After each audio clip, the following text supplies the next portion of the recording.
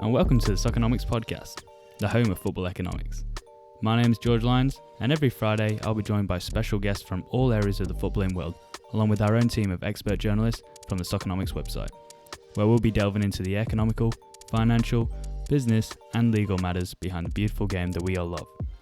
If you're a fan of football and want to get to know more about what goes on behind the scenes of your club, or the impacts that football has on the economy and vice versa, continue listening and consider subscribing to us on YouTube and Spotify so you can stay up to date.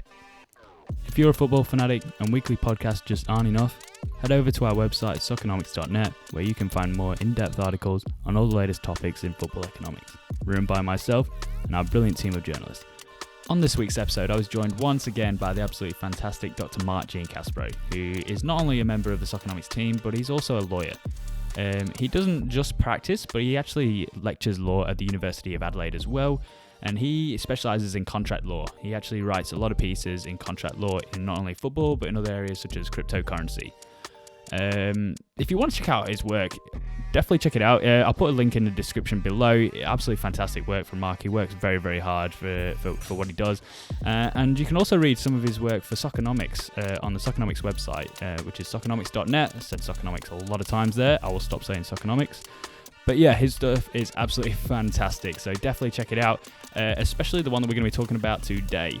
On the podcast, we basically discussed what is going on with Manchester United and Manchester City. Why are they getting so many penalties? It seems like they're getting penalties all the time.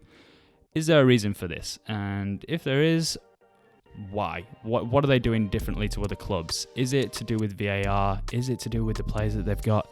There are so many questions, there are so many factors, and we're going to talk about all of them, and we should hopefully have an answer by the end of it. I'll give you a quick spoiler. We don't have an answer by the end of it, but continue listening anyway, because it's very, very interesting, and it's good to see how football has progressed over the past, since football's began, really. We have all the statistics of what has been going on in terms of penalties and style of play, and lots of little things to do with recruitment and what Ole Gunnar Solskjaer and Pep Guardiola are doing differently that is bringing so many penalties to Manchester. All right. Before I get into the episode, I also just want to say, guys, if you haven't already, please check us out on not only soccernomics.net, but also, if you haven't already, hit the subscribe button. We currently have a lot of people who are listening to the Soccernomics podcast who currently aren't subscribed. I don't know why, but you should. So yeah, guys, if you want to help us out, if you guys do like listening to the podcast, do hit that subscribe button. And if you like today's episode, also hit the like button. We'd really appreciate it. All right, let's get into it. What's up, guys? George Lyons here, and welcome back to the Soccernomics Podcast. And today I'm joined once again by Dr. Mark Giancaspro. Hello, Mark. Hi, that's me. Hello, Mark. How are you? Good, George. How are you? I'm not too bad. I have very, very busy last couple of days. Back at uni, back at work. Can't believe I'm back at work. Pretty good. I know, right? Yeah. And then I've got uni exams in 4 weeks. So, hey. That is not great. Sorry to hear. What a start. But you don't want to hear about that. Yeah, Mark, what have you been up to? Just work and Soccernomics. That's about it. That's it. That's my right. life. That's right, guys. Soccernomics. If you guys don't know, we have a new member of the Soccernomics team. We do. I wonder if he's tuning in. Obviously not right now. Not right now. We're not doing a live stream, but yes, we've got a new member. His name is Kyron. Yep, big up Kyron. Make him feel welcome, guys. And yeah, he is he's actually just finished his first draft of his first article, and it is juicy. So yeah, that one will be coming up soon. Good topic. Very, very good topic. What else is a very good topic is... What a segue that was. What a plug. Is Mark's recent article, which we're going to be talking about today. Mark, tell us a bit about it. Well, first of all, I need to issue a bit of an apology because some of our readers sort of took it the wrong way because they read the headline only. But it is literally answering a very vexing question, which is, why do Manchester United and Manchester City seem to get so many damn penalties? That is really interesting you say that, because they do get a lot of penalties. They do. As a Liverpool fan, even though I'm not going to talk about the loss. No, we're not going to talk about it. No worries. Even though we won the Premier League and we won the Champions League, I still get sour when Manchester United and Man City get a penalty because they seem to get them all the time. They do. Yeah, I don't know what it is, but it's like maybe we take more notice, because we happen to associate Man United and Man City with penalties. I don't know. But that is the question I wanted to answer. Why is it that they seem to get more penalties, even if they don't, because there is the long-running joke about that. So that's what this piece was all about. So first of all, let me apologise because if you've only read the headline, it will seem like a subtle dig at United and or City. It is not. I'm just a big fuck you. Yeah, but I mean, if you read it, and I'm saying this especially to my cousin Nick, who definitely took it the wrong way. So, Nicky, if you're listening, mate, he's a passionate Man United fan, very sensible football man as well. It is not what it seems. In fact, if anything, we as Liverpool fans don't have much to complain about in the all-time stats department when it comes to penalties. That's right. And just so you guys know, if you guys do want to read the full article, you can find it on the Soccernomics website. It's soccernomics.net. I'll put a link in the description below.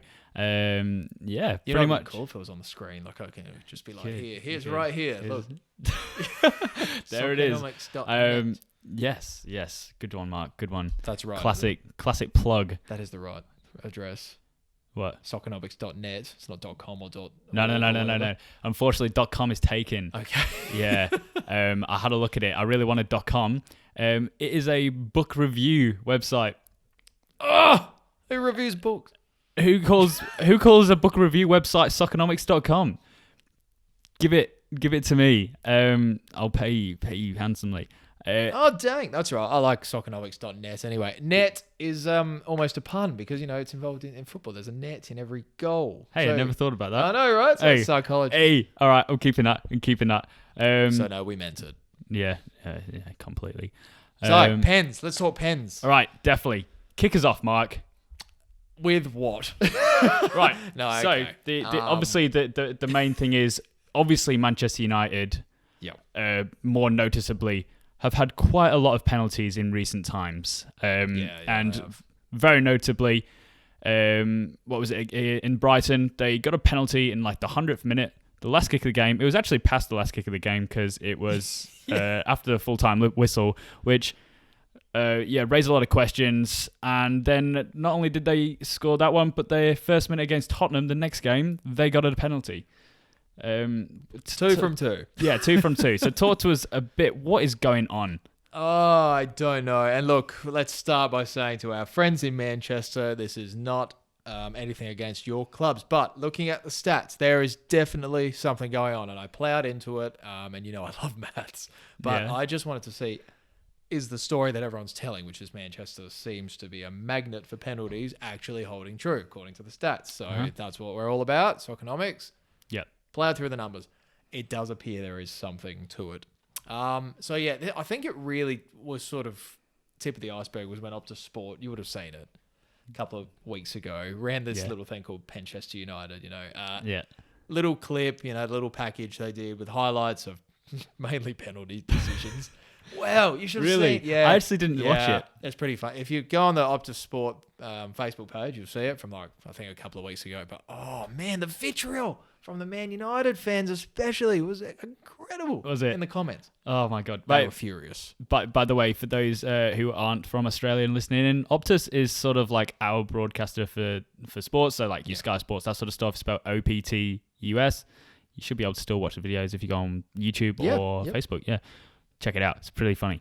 Go on. Carry on. Yeah, no. So actually, it's a good point because, Optus have only really been in the game, like in terms of broadcasting EPO in Australia the last couple of years. Before that, it was Foxtel. And they're doing a really good job of their little packages and everything. But this got people talking. They were very fired up. Hilarious. Particularly from, the blue and red halves of Manchester. That basically implied that, officials were getting a bit whistle happy when it came to visiting Old Trafford and the Etihad. Yeah. And even when those clubs travelled, it seemed to hold true. You get a penalty happen on the weekends. Yeah. United got a penalty, like you said, first 30 seconds. I know. I was like, oh, here we go. It was Spurs away. That's got to be a record. I mean, I haven't looked up the actual official statistic, but God, 30 seconds. Yeah. And I literally said, and I was watching it solo at the time, I was like, it's happening again. Yeah. It was the first thing I said. So, I decided to look into this. And look, this has been a long-running feud among some of the coaches, the managers of these clubs, because they also have got in on the act and suggested that United and City seem to be beneficiaries. Arsene Wenger famously did it when he took aim at United when Jose was in charge. Yeah. It's happening again now with Ole's men, especially. You do, yeah. I do know what you're saying. Yeah, I mean, and you guys know what manager was it? Frank Lampard that was saying like, oh, they're getting very good at what is it? They're getting very good at diving. Was it? It was about Raheem Sterling, wasn't it? Yeah. Yeah. Took a comment maybe a little too far for some fans in the red half of Cosmopolis, but I appreciate pretty much Frank's balls, to be fair. Pretty much said they were diving their way to every single pen. Look, I've looked back at each of those penalty decisions. Again, there was a great compilation Optus put together, and there's another one you can view on YouTube. Some of them are stonewall. No question about it. Of course, you're bound to be. That's right. But some of them questionable. Very questionable. Now, half of this is to blame because I think of VAR being misused. Again, interpretation of the rule, clear and obvious error. There's a lot of issues there. That's a separate debate. But then some of them, I don't know. You could understand being forgiven, clear and obvious error, but then you look close and you think, well, okay, this has to reflect on the players now because some of them are just so dubious. They are. They really are.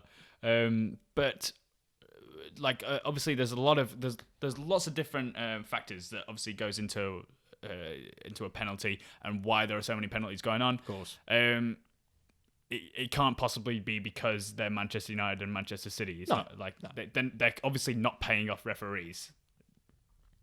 Like, what is happening? That I want to know. I'm glad you ruled out corruption. That was good. Yeah, corruption. A little bit. Yeah, look, I think maybe before we get there, first of all, the numbers, as I said, do seem to tell a bit of a picture. So if you go back, let us know.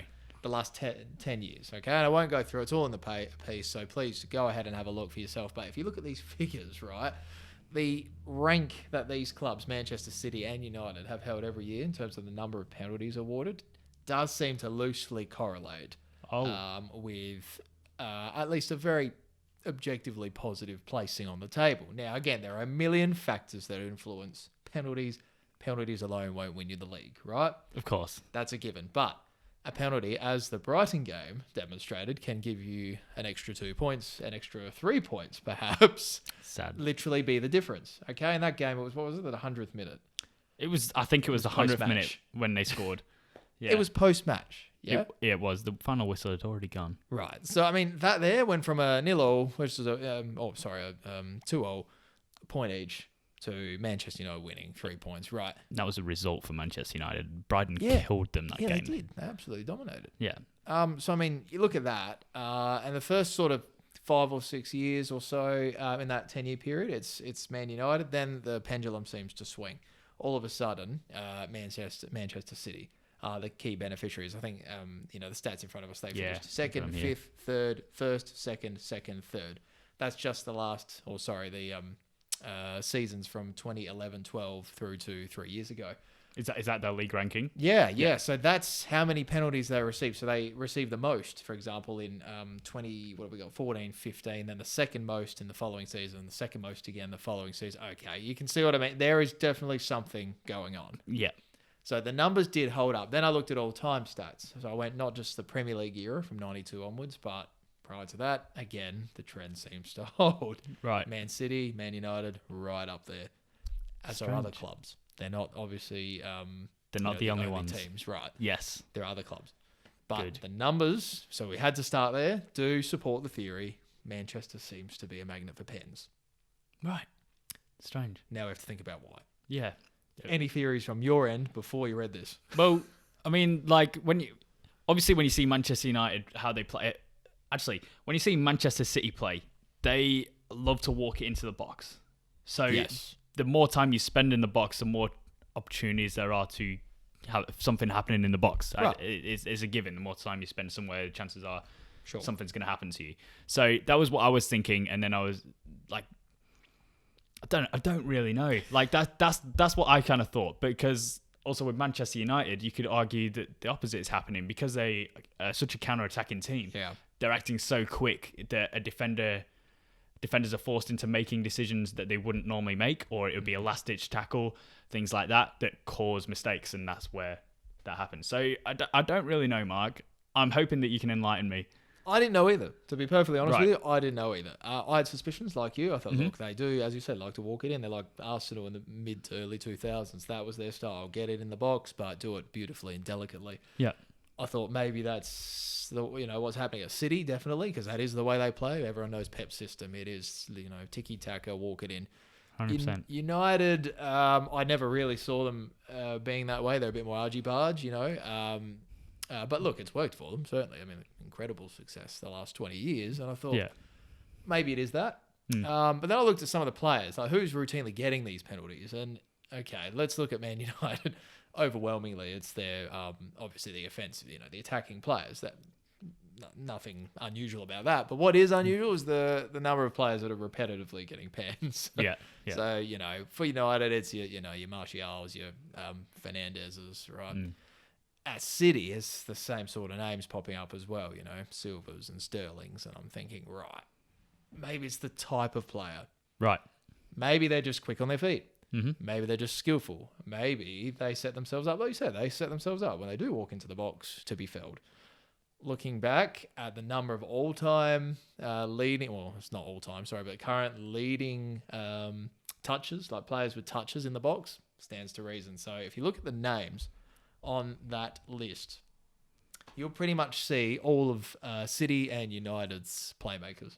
Really? So pretty much most of their front three, because they both play generally a 4-3-3, although United have toyed now with 3-1 in the middle and whatnot. Generally speaking, their offenders, their offensive players are the ones getting the most touches in the box. Right, like you said, law of averages. Yeah, cool. I was on the right track. I think you were. It adds up. So the data does support that point. Yeah. They're getting more touches in the box. Ergo, there's more opportunities for them to get tripped, to get bumped, to somehow attract the ref's attention. Right, fair enough. Makes sense. That makes sense. So I think you're on the money. I think so. That's probably why Newcastle don't get any, because they're just never in the box. Right. Look at their offensive stats. Yeah. Wowee. And their possession stat, they barely have the ball anyway. So even when they do have it, they're scarcely getting into the box. They're, I think, something like third bottom for touches in the box. There you go. I'm a genius. You could well be. Could well be. So yeah, I think you're tested. right. I think you're right. I think it's style of play, and I think it's the players themselves. So they just happen to have recruited players who are very, very nippy, very nimble-footed. They get in the box, they get tripped over, they get bumped. Players get frustrated. I mean, we're never defenders ourselves. No, I mean, I've played centre back a few times. Played left back a few times. I don't like left back at all. I actually love centre back, but hey, that doesn't really matter. Who in the hell likes centre back? No, it's actually really, really fun. It actually is really fun. You've lost your mind. No. It actually it's cut the tape. You've lost your mind. Come on, mate. As long as you get some rain to go forward, I like it. Hey, credit to you and to every centre back out there listening. It's a hard job. Keep at it. It's literally one of the worst positions. It's difficult. Underrated. Carry on. So yeah, we went through style of play, and we talked about the type of player. There is a third theory, which I frankly was a little bit nervous about putting in the piece. I thought I might get grilled for it. So far, so good. But I thought to myself, right, what is unique about Manchester and other clubs? Like if you look at the stats again, right, from not just the Premier League era, but all time, who are the clubs that have benefited the most from pens? Man City and Man United are up there. Yep. I think they're top 4, 5. You've also got your Liverpools, your Chelseas, your traditional big 4. And then if you go slightly further down, you got your traditional big 6 in there as well. So, Spurs and Man City. What's the connection? They're all pretty big clubs. Right. Well supported, big stadiums. And I'm thinking, okay, is there something going on in terms of what they're actually doing at their grounds? Their stadiums, right? And this is including before City had the Etihad with Main Road and all that. They had big, boisterous crowds, right? Yep. Always have. Well-supported, well-loved clubs. What's that going to do to a referee when there's a hairline decision to be made, right?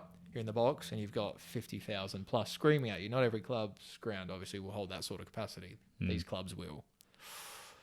I'm thinking maybe there's crowd factor. That is interesting. That is really interesting. That it really is like the 12th man. Yeah, right literally. That's really interesting. Like, is there any, like, would you say that's evidence to back it up? Like, have you got sufficient evidence, or is that more like a educated theory? I'm kind of bridging the gap. Yeah. I'm kind of bridging the gap, if I'm being honest, the evidentiary gap. But if you look again at the all-time penalty statistics, right? Yeah. Which clubs are getting them the most? That's really the only figure we've got to go by. And if you look at those figures, and I think I actually mentioned it towards the end here, right? The so-called Big Six, they are all up there. They're all in the top 10, I'm pretty sure it is. All-time top ones. And again, to the United City fans, probably think I was having a crack. I am not, because the number one beneficiary of penalties of all time is Liverpool. My God. I know, shock horror. So really, we're just as bad.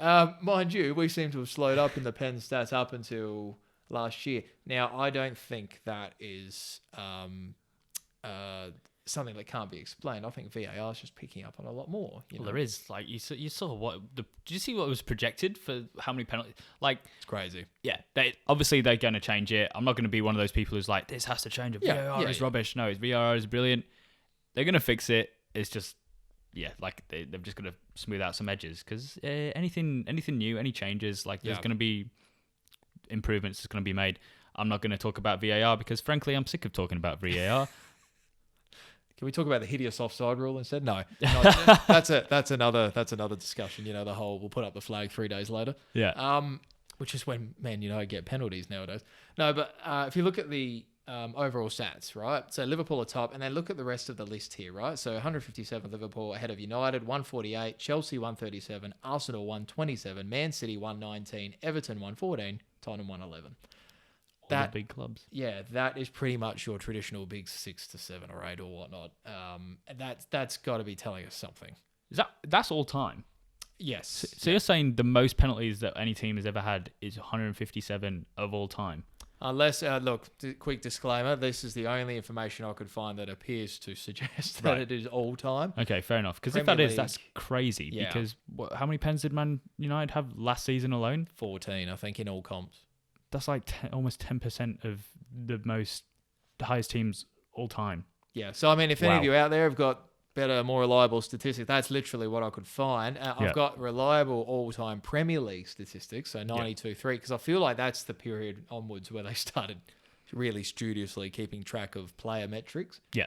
Before that, it gets a little hazy. Yeah. And you can imagine it would have been harder to get a penalty back in the day. Like, you see some of the tackles and you're like, good tackle. Plus, would they record it? Yeah, red card straight away for that. Like, you'd be banned. Yeah, and would they record it? Like, some of the things you would get a pen for now, you wouldn't 20, 30 years ago. 100%. So, there's a few possible factors there. So, there's a couple of possibilities. Mm-hmm. I don't know. Is it just good recruitment, Mr. Lyons? I guess so. Like, you see, so a lot of clubs these days, they look at recruitment to not only suit their blueprint, but fill a role that they obviously are lacking in. With Manchester United, clearly, like, obviously their main goal wasn't let's find a penalty taker, because they were going through a bit of a crisis where they were they couldn't score a penalty, and then all of a sudden now they have Fernandes. It's like it's guaranteed to score a penalty. Not that that's the reason that they bought him, but that clearly helps, and that's why they results of the second half of the season were really good. They were winning so many games, and that would have something to do with it. You score more goals, the more chances you got of winning.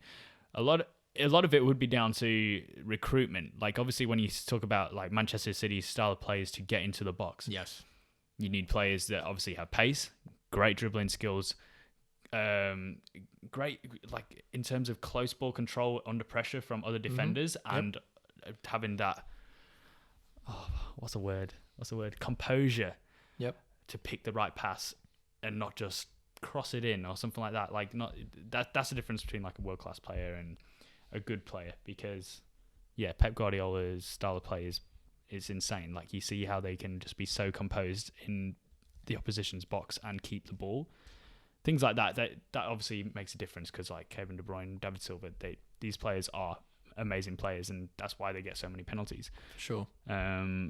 Recruitment definitely has something to do with it, but obviously it's not like I'm recruiting someone to win me penalties. Right. You know what I mean? Yeah, that's feeding back into the point I said before, which is, there might be a correlation theoretically between pens and league placement. Yeah. There are a million variables that go into that. Maybe you just happen to play the best football, and that's why there is some sort of correlation we can see. And admittedly, it is weak at times. You know, I think if you go back to there's an interesting season here, 2017-18. You know, Man United's penalty rank there compared to their league finish. Okay, so they finished runner-up, did get 14 pens. Obviously, okay, something interesting going on there. Yeah. But if you go, you know, look at other seasons, it's pretty obvious that there was no correlation whatsoever. Because again, you look at their league placing, it's nowhere near. In terms of, you know, the number of pens they got, you can't say, well, pens were a major contributing factor. So I guess long way of saying, I think you're right. Playing style has to be part of this equation. It must. And the game's changed. Yeah. The game has changed. Yeah. We play different football now. It is quicker. It is more tiki-taka. It is more get into the box, you know, try and walk it in sort of thing. Yeah, because defend, like you see like these new terms that came out over the past recent years, like the low block, all these different style, the parking the bus sort of style. If you're allowing pressure, inviting pressure. Yeah, if you're inviting pressure, there's like obviously it's harder to score directly. Yeah. So they're gonna find other ways of scoring, and human error is a big thing in that. Like if it's the last minute and someone's gonna go for a shot that a little bit of an opening, or they're gonna trickle in, like there's bound to be a mistake made somewhere, and that would make sense. Yep. The interesting thing with this, if you think we've got an answer to this, there is no such thing as a right or wrong answer with this. There are so many variables and so many factors and key findings and all that sort of stuff that it's more of a mix of everything without actually being able to give you a pinpoint answer. What we can say is the teams who happen to be the biggest teams are the teams with the best players, and not only in terms of ability but in their game plan, and they spend the most time in the box generally. If they have the quality to get into that situation, they've got more chances of getting a penalty. Yeah, that's right. And again, playing style is one factor out of many. Yeah. I think one other thing, I know we said we wouldn't talk about it, but VAR, and this is not panning VAR, but VAR is definitely in conjunction with the new rules surrounding interpretation of incidents for referees. Mm-hmm. Resulting in a lot of penalty decisions as well. So you would have seen that contentious handball call against Tottenham, I think it was, which ended up being a draw instead of a win for them. Yep. That was utterly crazy. Like how on earth that's interpreted as handball, I don't know. But again, this is not to slate VAR, like you said, it's been done to death. But there's a call which would never normally be made. Okay, a referee would not call that a penalty. As far as I recall, didn't call it a penalty at all. Yeah. It was players waving in their face and saying, look, take it up to the box and let's have a look. You have to be consistent. Yeah. So consistency means if that's a penalty, then that means the next game there's a hairline call similar to that, we have to give a penalty. Hence why instead of 0 penalties, you've now got 2. This is simple maths happening here, exponential function, right? If that's a pen, the next one like it or even remotely close to that has to be a pen. Yeah. Hence why, how many have we had already? It's crazy, the number of penalties. I don't know, but we're like projected to have something like 100 and something this year. That's absurd. I don't even think that's just 100 and something this year. I think that's 100 and something from handballs. Yep. There you go. So and they're not all in Manchester, okay? So that's the important point. Everywhere. Like what team? Leicester got 3, don't forget. Leicester got 3 in one game. Yeah, Leicester got 3. It was astonishing. There was one, I can't remember who it was. Like it was last week, and player crossed it. Oh, it was Everton. Everton got who was it against? I can't remember. I'm not going to remember. But Everton, Lucadinha headed the ball in front of him. He was inside the box and he headed it. Yep. And Crystal Palace, that's the one. Yep. Crystal Palace. And our friends. Our friends. Wibbly wobbly boy. It hit his arm, but it was a complete how's he supposed to? He was standing. Yeah. He was just standing. Avoid that? It's a natural body position. It was just rubbish. Yeah. Sorry, but that was a bad decision. It was a bad decision. But obviously VAR has taken a massive hit at the moment, and they are a reason why there are so many penalties. The results are there. That would obviously have something to do with why Manchester United and Manchester City are getting so many, because when you think about it, okay, these players are obviously quality. If there's even the slightest, if they're even getting more penalties because they are so much quality and things are happening, there are also half chances happening. For sure. Which a referee may not pick up. or it's not really a penalty, like maybe like a little bit of a handball, or maybe he just was holding them a little bit too much. Things like that aren't really penalties, but like a VAR would give it. If there's more chances being created, there are also more half chances being created, and that's what's going to happen. Right. Exactly right. Yeah. Those half chances are the ones VAR is going to be like, oh, hang on, maybe go back and have a quick suss of that. Yeah. That's where we're going to see, I think, an issue with pens. And again, it won't just be Man City, Man United. It just means those clubs are probably going to be a big part of that discussion, because we do have players like your Fernandezes, like your Sterlings, getting in the box, a lot of the time. Yeah. Chances are, just because they're in there, something could happen. Something could happen. So yeah, I don't know. There are a couple of theories, and look, there's probably a million more. If you've got any ideas, send them in, because we'd love to hear it. 100%. Like if you got any other suggestions, like please let us know. If you think we're wrong, we take criticism. At the end of the day, I'd love to hear it, because I'm just as interested to know as you. If you think you've got a better idea or better stats or examples or whatnot that we can use to sort of verify or shoot this down, great. 100%. That's what we love. So what's next for it? Like, do you think this is a trend that's going to continue? Is it going to be ruled by Manchester United? Well, we just said like it's not really Manchester United, Manchester City. It just happens to be at the moment. It's just like maybe it's law of averages. Law of averages, yeah. And look, the Manchester clubs are infamous for playing a very offensive style of football. I actually think we will see this continue, and then we're going to see the traditional top six continue to dominate, because they all, and I'm including Everton in this conversation as well, certainly at the moment, play a really offensive high line. More than likely, you're going to see, again, a lot of the play in the forward third, which means more than likely this trend will continue, coupled with the fact that we've got a very confusing VAR and a series of rules attaching to things like handball. Mm-hmm. I think we are going to see this continue. In fact, probably worse. I mean, you said the projection, triple figures. Way more. For penalties. More. For penalties. Yeah. That is astonishing. Yeah. You consider most clubs score, most of the top tier clubs anyway, would score 70 to 80 goals a year. Yeah. And that's just normal, ordinary goals. Doesn't make sense. All of a sudden, scoring from in play is going to be like a shock. Yeah, I mean, statistically. I wouldn't like that. Yeah. Yes, that's what I mean. Like, statistically, it's like it would be rarer to score a goal in open play, which, when you think about it, penalties are supposed to be rare. Like, penalties were supposed to be, hey, you literally illegally stopped a goal scoring opportunity. Like, that's what a penalty should be. But no, it's not like that anymore. But that's very, very interesting, Mark. Thanks, George. But the number of, the odds of you scoring, obviously, dramatically higher if you receive a penalty goal than if you are trying to score from open play.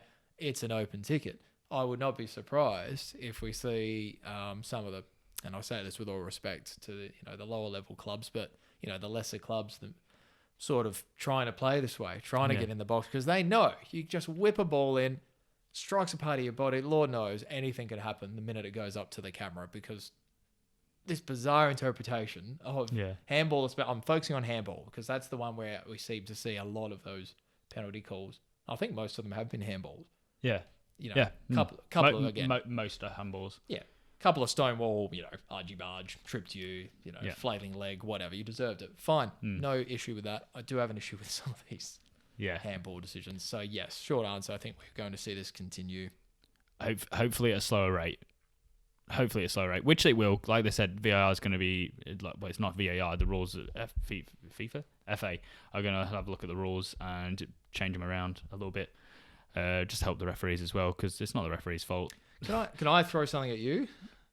Literally? Not physically. Oh, good. No, not physically. Good. A question. Go for it. Is this actually a bad thing? The reason I say that, VAR obviously picking up a lot, and again, it's not about VAR, but it is picking up a lot of stuff. Again, a lot of it is controversial. A lot of it isn't. Is this a good thing? Are we seeing penalties simply because they're picking up things the human eye can't? This would ordinarily have happened if the referee could see it, etc., etc.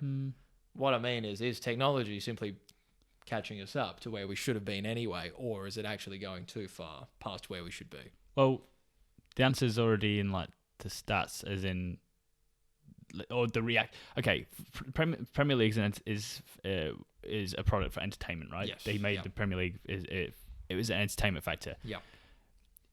Bring the best players, best league in the world. Yes, scoring more goals is more exciting. is having 3 or 4 penalties every single game pretty exciting? I mean, it is in a one-off game. Like, it is a one-off game. I don't think that's very exciting, especially when it's like, oh, it clipped his finger. But hey, that's handball. Like, no. That takes it away from it. So I hope that it isn't good. Like, it's good that they're picking up. Like, VAR is genuinely brilliant. Like, they are picking up things. Like, it's important, isn't it? It is important. It was necessary. Yes, like, I agree with that. We've been asking for it for years. Yes, I agree with that. It's so necessary. Like, ever since the World Cup in 2000. I knew that was going to come up the minute you said. Ever since Frank Lampard. Oh, I knew that was going to come up. I'm still not over it, and neither is England. I can smell it. Yeah. No, that was a travesty, mate. We've needed it ever since.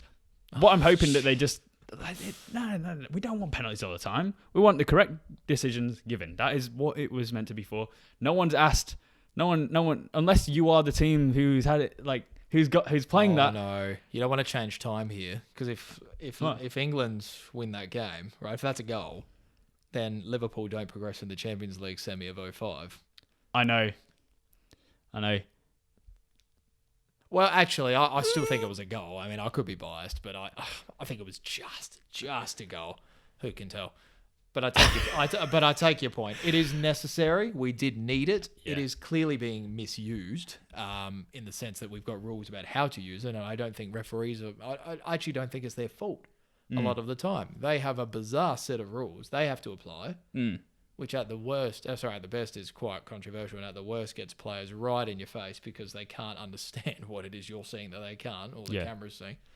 So yeah, it's tough. But I think that's a whole new topic in itself, and I don't want to go on about it. No, you're right. All right, but very, very good topic, very, very interesting, and it's what is it?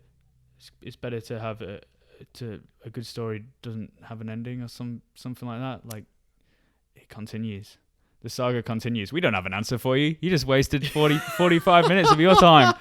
Congrats. Where the hell were you going with that? I don't know. Basically, what I'm saying is keep an eye out, but at least you now know why this might be happening, and maybe have a look and see what other teams are doing that aren't doing. Like I said, Newcastle, they barely get penalties because they're barely in the box. They barely attack. They just have Alan Saint-Maximin. Although Callum Wilson is doing really good right now, I hope they do good. I hope they get more penalties. And ex-Liverpool boy John Joe, I got to drop a plug for him, because he's been actually quite stellar for them, I have to say. He's a weird one though. He's a weird one, and I've got good reason to be, but I'm not going to get into it because it's a long topic. Cool. Another subject, maybe.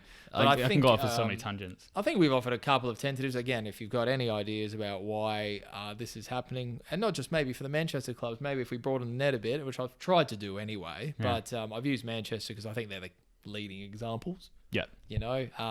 But yeah, if you think you've got a different story, different explanation for what's happening, if you think we're wrong on any point, if we're right on any point, let us know, because this is a good and important conversation. Because you're right, penalties, unless we're playing basketball or NFL, do interfere with the flow of play. They are controversial. They can, unlike those sports, really genuinely decide a game. 100%. Whereas NBA, you let a foul throw in and you go down the other end and get one yourself. Yeah. Stop start is a part of those games. A goal is a big deal in football. Nearly said soccer. Jesus. On that note, guys, thank you so much for watching. Thank you, Mark, for coming in. Thank you, George, for coming on again. You've been class as always. Read his article. Also, just a quick plug for us. We are trying to grow to be the best channel we can possibly be. We can't do that without you guys.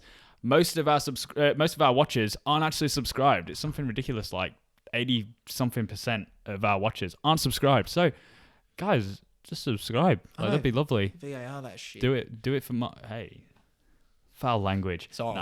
I'm joking. I've already You swore before. I know. I was like, consistency, man. This is what's killing the VAR. God damn it. Sorry, I just blew your ears out, by the way. Sorry. All right. But really appreciate it, guys. And if you did like this video, leave a like down below. And also, next week, we're going to be having Amar, and his topic is absolute fire. It is banging. Very good topic. Very, very good topic. But apart from that, guys, thank you so much for watching, and I will catch you next week.